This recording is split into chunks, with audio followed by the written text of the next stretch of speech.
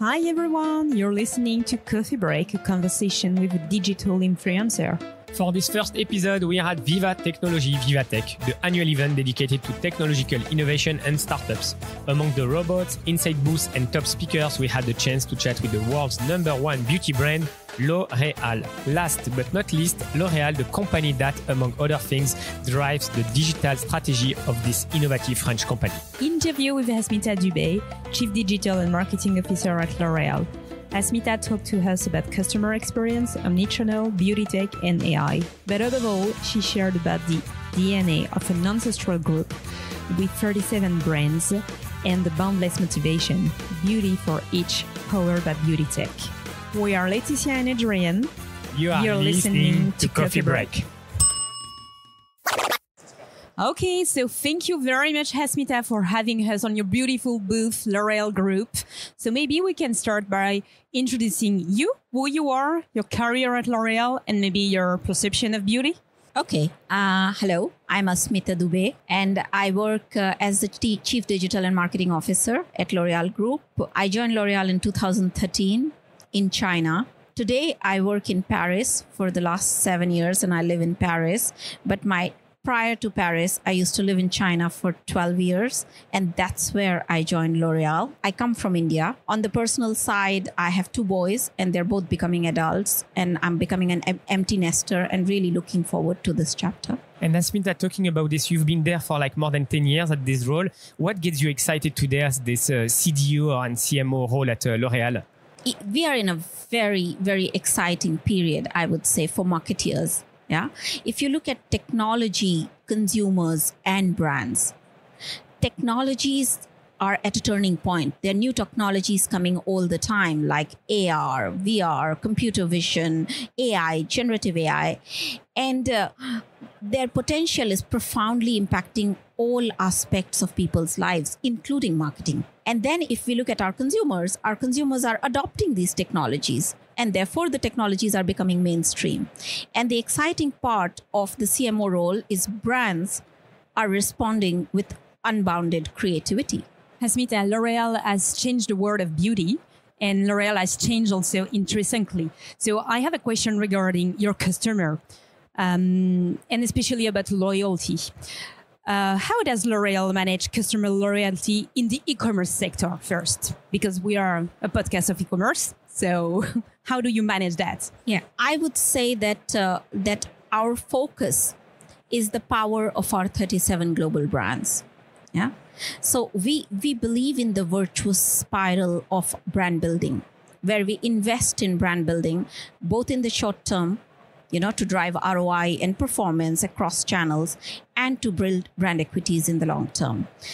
As our beauty brands have so much love and demand from the consumers, then in whichever channel we are there, we see, that demand coming through. And especially, therefore, in e-commerce also, we are talking to our consumers. We are talking to our consumers through the upper funnel with great eventing of our products. We are talking to them in the middle funnel with influencers and live streamers who are finding new ways of explaining and describing our products to our consumers. And then we are talking to them in the lower funnel with actually performance marketing and product search marketing, which converts and has great returns for all our products across our brands. So in that e-commerce landscape, I think there is a beauty audience, and that beauty audience is coming there very regularly. We are using data-driven marketing so that we are able to bring to them offers that we want, and we keep them coming in the indirect commerce. On our direct-to-commerce websites, it is a great source of, again, our brand and the narrative of our brand, the best of our products, the best of beauty tech experiences. And when consumers experience these beauty tech services, whether it is a skin diagnosis or a virtual try-on or a hair diagnosis, they get to know more about their own skin and own hair and own makeup preferences. And that allows them to choose better products. but then to keep coming back. I'm curious to understand what's your view on omnichannel strategy. Like, how do you put the stores into this customer experience, online customer experience, but then omnichannel experience? So we have a unique business model. I spoke to you about our brands. So we are present with our brands across price points, across channels. And when we talk about these channels, then they're both offline and online channels. In fact, across all channels, we are growing. Our offline stores are doing very, very well, and they are one of the best expressions of our brands. Especially if you look at a market like China, in Shanghai, we have some of the best retail experiences on travel retail. On the airports, we have such amazing experiences of our brand in retail offline. And then we try to replicate the same in online, on e-commerce, because we have a great focus of how our brands appear there. So I'll give you one example of dermatological brands. We have been working with e-commerce players, to ensure that there is a medical stamp whenever we present brands like La Roche-Posay or SkinCeutical or CeraVe. CeraVe. Very famous CeraVe. Yeah. I see that you are innovating a lot on e-commerce, and what you are saying is that also in the store you have this mindset of innovating, trying many things, right? Yeah. Asmita, now talking about social commerce, you started speaking about China. You started your career there. So what is your vision of social commerce in general and for L'Oréal? What is the strategy? I will take a step back, because if you look at beauty consumers and beauty seekers, they want a two-way authentic conversation between brands and consumers. And that is giving rise to the new beauty influence, And therefore, the whole influencer marketing, where we are collaborating with more than 60,000 influencers and thousands of prescribers along the beauty journey. So we are working with skinfluencers, beauty talk creators, medfluencers, hairstylists, and they are all giving very human-centric narratives of our brand. So it's fostering deep connection with consumers. They're also connecting with our brands with content that is entertainment, but at the same time informing, infotainment, prooftainment along the beauty journey. Yeah. Now, these influencers and creators go on to then also help our consumers make a purchase. And that's where social and commerce come together, and social commerce comes into play. So the social commerce phenomena is absolutely a new business model. It is growing for us. It is very significant in China with Douyin.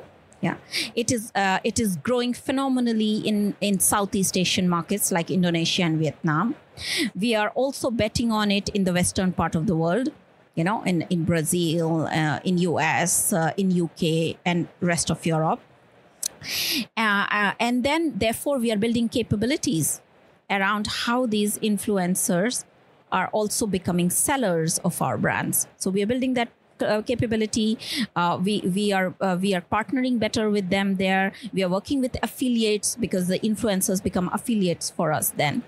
And then I'm also excited about another opportunity on social commerce, especially in two emerging markets, Brazil and India, which is WhatsApp commerce. Because WhatsApp is a day-to-day tool for millions and billions of people and consumers. And in markets like India and Brazil, we see that there is a great comfort and a great familiarity and ease of use of the tool WhatsApp. And small and medium enterprises, individual influencers, individual sellers are talking to consumers and are being able to create social commerce with that. And so that is also something that we're piloting. When we talk about social commerce, you did like the social part and the commerce part. Do you believe that the market is going somewhere where the commerce will happen on social? Because today it's like on the website, the transaction happen. Do you think that WhatsApp, it will start, right? And on those social websites, on Instagram and so on, do you believe that we can do the full checkout and then you will need to rethink the whole customer experience? The market is bringing new products there. you might have heard about some of them, that, there is a lot of partnerships going on. And in those partnerships, the big social platforms, whether it is Meta or Snapchat, are partnering with the big e-commerce platforms like Amazon to find those solutions that you're talking about. So we would absolutely love to pilot them. Asmita, would you say that this is easier? And I don't know, this is just a real question. This is easier for a luxury brand to enter social commerce, or this is easier for small brands? I don't know. Social commerce, just like social, is for everybody. And beauty is everybody's quest. I think social and commerce is also absolutely everyone's opportunity. The business models that are there apply to luxury because of sometimes they're direct to commerce models, but they are equally relevant.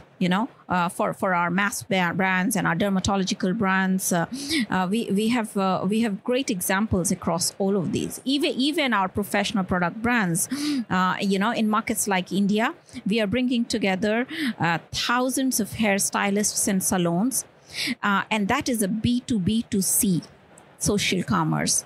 But these are communities, and these are expert communities who have their own set of consumers and clients.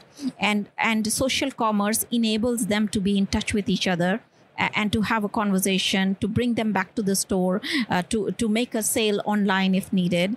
So it is absolutely relevant across. So for all of your 37 brands at L'Oréal, you see the opportunity for social commerce.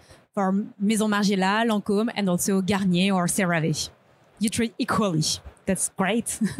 I'm curious to understand how you leverage data, your maturity on the data to improve customer experience. Can you share with us some initiative that you are doing or how you are using customer data? We have one of the most robust beauty database, in the world. And that includes a very broad set of data. It includes data on our products, R&I data, formulation data, internal data. And we have actually more than 10,000 terabytes, which is 10 petabytes of data as a group. And that is the data that we are using to be able to offer to our consumers all the beauty tech services that you see here on our VivaTech booth. For example, the skin diagnosis service that you see on Kiehl's, our Derma Reader. So our skin diagnostic tool, it uses 20,000 images, and 20,000 images because that represents the diversity of men and women around the world. And with those, we can, the consumer just has to place their face on the device, and they are able to analyze and describe 19 different skin attributes. And we do this service across 7 brands, and it's available in 1,000 outlets. So there is a lot of data behind that. The other example of data that I can give you is we have just launched Beauty Genius from L'Oréal Paris, the #1 beauty brand in the world. And it is offering coaching for our consumers using a new technology like generative AI. So what Beauty Genius does is it does 3 things. It does a personalized diagnosis, including skin diagnosis, hair diagnosis, or you can even do virtual try-ons with it on makeup. We do personalized recommendations, so product matching and customized routines. We do personalized answers to your questions. And then if I were to take a minute across that, to do all 3 of them, we need very, very strong data at the core of it. Yeah. Because you need the skin diagnosis, we need data, we spoke about it. To do a personalized product recommendation, you need the data of 750 products today of L'Oréal Paris and their metadata, the description, the ingredients. To answer questions, any intimate questions, we have thousands of conversations between consumers. And that conversational and that unstructured data has to be part of the tool so that the answer generated can be, absolutely relevant for the consumer. So I invite you to try the Beauty Genius service, and you will see that, and while we are discussing this, you will see that how much of data is there within it. Asmita, L'Oreal is the number one beauty brand in the world. Would you say that now L'Oreal will be or is now the number one beauty tech brand in the world? We are absolutely championing beauty tech. Yes. And we believe that technology has the power to change lives. And therefore, for us, we are delivering beauty for each powered by beauty tech. And to us, it means that beauty that is more responsible, more inclusive, and more personalized. So you spoke about data. Now let's speak about AI. Where are you, L'Oreal, about AI adoption? We have been working with AI for a few years, for multiple years now. And therefore, we have developed a unique expertise around it. And yesterday during the press conference, you were there, we spoke that we had 8,000 tech, data, and digital marketing people. So that's a lot of skills that we are building around these subjects. And if we speak about AI, we use AI in different parts of our work, but related to marketing, I will tell you, we use AI to bring these beauty tech services with AI-powered algorithms. We use AI in terms of AI-powered media because media is changing. And then we use AI with generative AI because we are at a new frontier of technology there. So we can get into the details of some of these use cases. Is it like your vision of L'Oreal is you have to internalize the skill, the technology, and do it on your own, or use the ecosystem and external experts to provide you services and technology? So it is both. It is both. We are building our internal expertise. We are partnering with big tech, and we are working with a large open innovation ecosystem, a lot of partners, within the open innovation ecosystem. And for example, I can talk about how we are working on generative AI content creation. To augment creativity, we have built a generative AI beauty content lab, and we call it CreaTech. So CreaTech is our safe space for experimentation and exploration to see and to explore how technology is sparking creativity amongst copywriters, amongst 3D artists, amongst all our marketeers. And within this CreaTech Gen AI Beauty Lab, it is helping us to build the guardrails. So the guardrails that we have announced is we will not use AI-generated face, body, hair, or skin to enhance product benefit in our external communication. The CreaTech Lab is also an ecosystem of content creators and technologies and big and small partners. So we are working with dozens of partners there. We are working with the WPP NVIDIA Engine Omniverse. And then it is also about, assessing service models. Which kind of service models will work? Because how are we going to create, for example, brand custom models at the global level and then adapt it to e-commerce? You were talking about e-commerce. It has so many content need. How are we going to bring that from here to the e-commerce platforms? And what is going to be the architecture and process in doing that? So we work with a lot of partners in this. In generative AI, there are like two sides that we see are emerging. Two big pillars. The first one is how we can improve customer experience, customer journey. And I would love to hear some of your thoughts on this. And the second is the worker, the employees. So all the tools that will improve productivity, but not only productivity. So can you share with us where you are in terms of maturity on both sides? No, you're absolutely right. So we have a generative AI task force. Yes, yeah? This lab. Even above. Okay. Yeah, and that's where we start actually to explore generative AI holistically. We have a generative AI task force at a group level. And in the group level, the head of that task force actually works very closely with human resources, R&I and tech, and marketing. So she's reporting to all and working very closely with all. And within that, the teams of all of them, because we want to explore the impact of the technology across all these functions. And for sure, I mean, to how it is going to augment employees, we are working on a few use cases there. And one of them is the L'Oreal GPT. And there are, we have a L'Oreal GPT where we have more than 30,000 users in the company now today.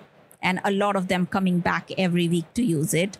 So they see value in that service. And we are working with some of the big tech to, in their co-pilot programs to see how it will augment our employees and their productivity. Asmita, your view on the AI market. I mean, AI is there since decades.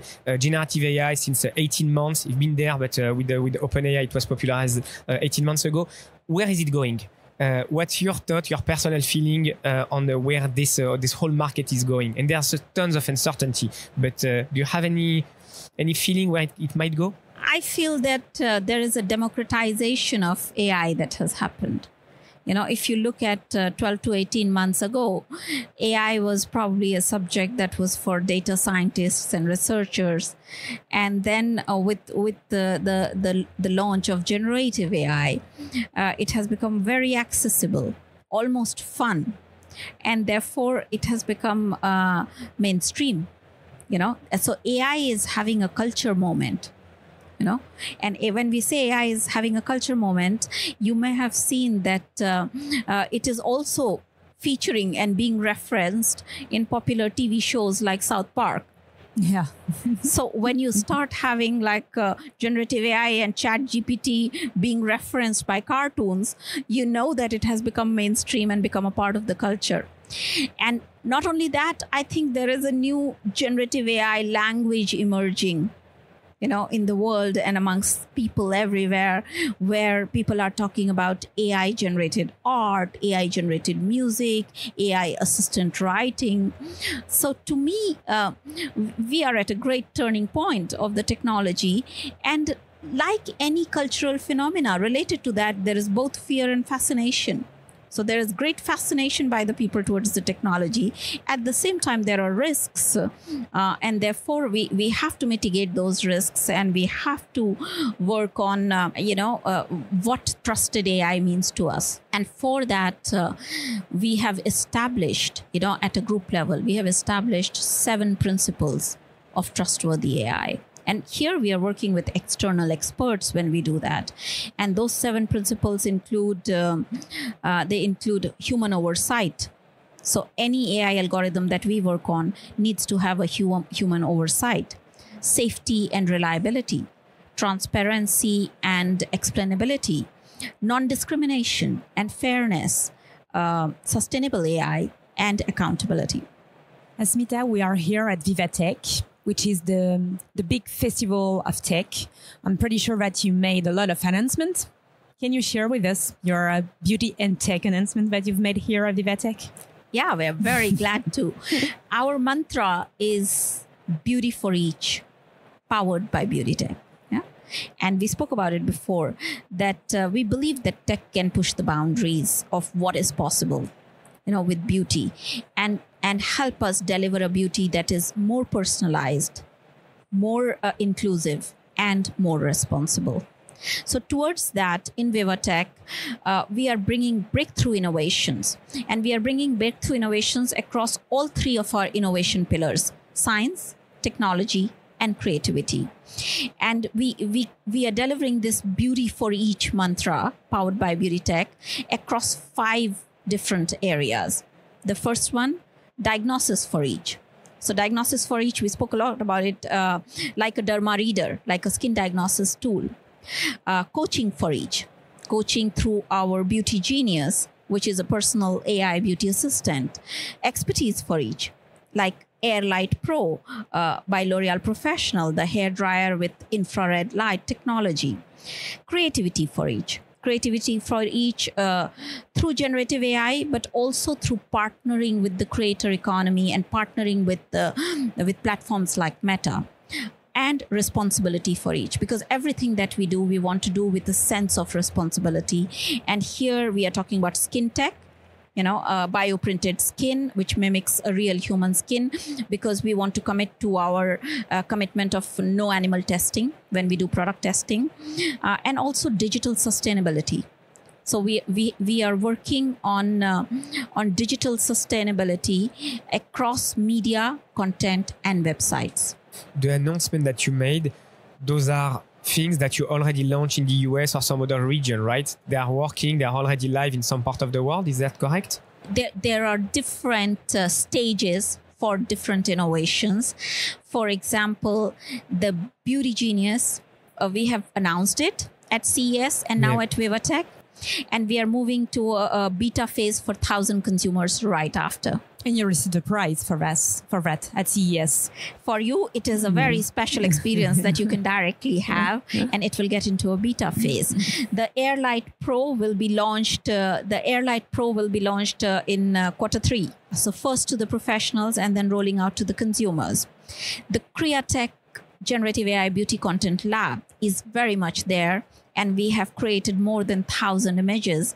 And we showed some of these images to you. They are beauty tech images. They are product shots. There are brand custom models. And then if I talk about digital sustainability and the innovations that we showed. So we are working with Impact Plus, a French sustain tech startup, which is operating in more than 60 countries. And as the 4th largest advertiser in the world, we are working so that we can measure the CO2 emissions generated by our digital activities and reduce their environmental impact. So with Impact Plus, we can measure and then identify levers to reduce the impact. For example, reduce the size of the content asset or the transmission type, which is Wi-Fi or 4G. So this we are already rolling out in our countries.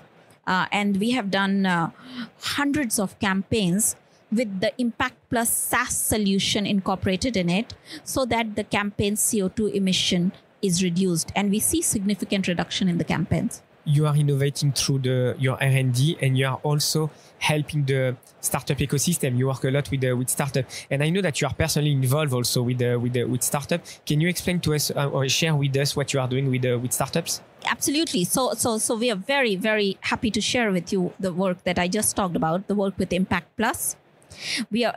If I continue the conversation on digital sustainability, we are working with AdGreen to measure the carbon impact of our content production shoots.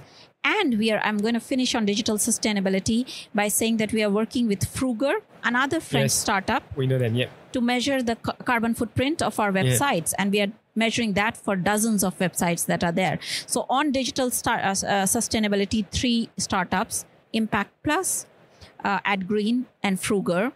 And then on AI and generative AI as well, we are working with a lot of startups. I can give you an example. Our investment arm Bold has just invested in Rembrandt. Rembrandt is a startup that does product placement in content of influencers using AI. So that allows for a very non-intrusive presence of our products in different content. It could be on YouTube, it could be on Instagram and all. So we are working with Rembrandt in US and UK to do campaigns that would be doing that. So we work with dozens of open innovation startups. Asmita, I would like to stress maybe on your partnership with Meta. Yeah. What are you doing with Meta and why Meta? Meta is a significant partner for us, because we are a 4th largest advertiser, and because of the breadth and reach of Meta that is there across all their tools and all their platforms, whether it is Facebook or Instagram or WhatsApp. So it's a very, very strong partner for us. Today, what we announced, or during Vivatech, what we announced was a new Codes of Beauty creator program with Meta, because there is a rising creator economy. And in this rising creator economy, technology is coming to creativity. Technology and tools are coming to creators. So the goal of the program is to empower these creators with the AR, AI, and 3D tools so that they can explore new creative frontiers in beauty. So here we have 3 brands, L'Oréal Paris, La Roche-Posay, and Lancôme, which are the first movers and which are working with 30 different makers and creators who are quite adept at using tools and technologies to create beauty. No? And you would see the outputs, the outputs that they create are very, very disruptive. And that's why we call it new codes of beauty. So, for example, one of the brief that we gave for our brand was every day is a sunscreen day for Anthelios. And the combination of an influencer, a 3D artist, and the brand means like very, very disruptive ideas to capture our consumer attention there. So as we are very excited about the program, it also means upskilling these creators on new technologies, because I firmly believe that technology is coming to creativity, and technology and creativity are coming very close together. It closed the loop on the social commerce discussion that we had. We had the influencer, they produce content. How can you help them to produce better content and to include L'Oréal solution, product and vision better? So everyone is happy. They produce better content, and you can have like a control better and have a better visibility on what they are doing. So I understand much better now how Meta is helping you, because they are like doing the go-between, but everyone is winning on this partnership. Asmita, we want to be in the secret of everything at L'Oréal Group.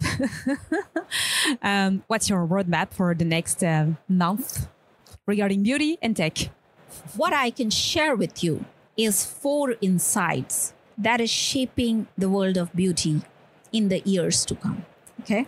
The first one, beauty is an endless quest, and this endless quest, we are very optimistic about it, because all across the world, there is a rising middle class, especially in the emerging markets. So we will be adding more than 600 million consumers, or addressable target. Consumers whom we can talk to, potential consumers, by 2030. And these would be across generations. On one hand, there would be boomers, and on the other hand, there would be Gen Z that are coming of age. Second, people want and need beauty that protects. And when I say beauty that protects, it is about new living and new environmental conditions in which people are living today. So it means photoprotection, which is already there, but it will continue to grow because people need UV protection. It also means transition to, as more and more people are, urbanization is growing. So there are some urban stressors like pollution. So how do you take care of your skin where you're living in a place where your skin can be stressed by pollution? Third, people want an inclusive beauty. And when I say inclusive beauty, and we've spoken a lot about it, we mean inclusivity across age, gender, sexual orientation, body shape, disabilities. By 2030, 40% of the world population will have wavy, curly or coily hair. Now, those beautiful hair need special care and new routines. If you see, by 2040, more than half of the world will have melanin-rich skin. So how are we going to prepare for this inclusive beauty of the world? And the fourth trend that is going to shape the future of beauty, I'd say, is beauty is becoming more individualized, more personalized. And we've been speaking about it for the last 30 minutes.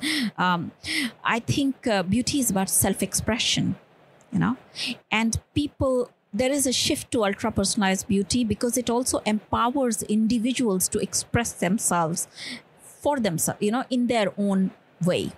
And therefore, hyper-personalization and individualized beauty is going to be the trend of tomorrow.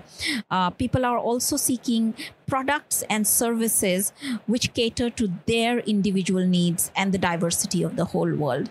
So the 4 big trends that are going to shape is the endless quest for beauty, the fact that people want beauty that protects, people want an inclusive beauty, and that beauty is becoming more individualized and more personalized.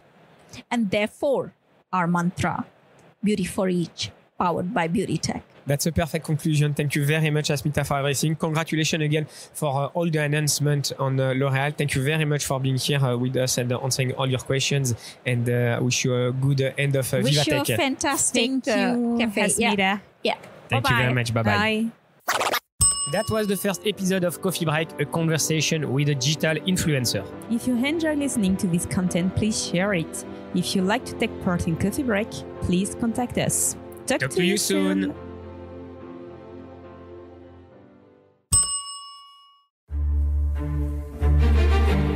C'est plus qu'une histoire de beauté. C'est ce qui me donne confiance en moi. Affirmer qui je suis. Faire entendre ma voix. Respecter mes valeurs. Célébrer mes différences. Ne renoncer à rien. Et ne jamais baisser la tête. Toujours croire en moi. Être en accord avec moi-même. Pour laisser mon empreinte. En marchant tête haute. Et soutenir chaque femme pour faire avancer le monde. Parce que nous le valons bien.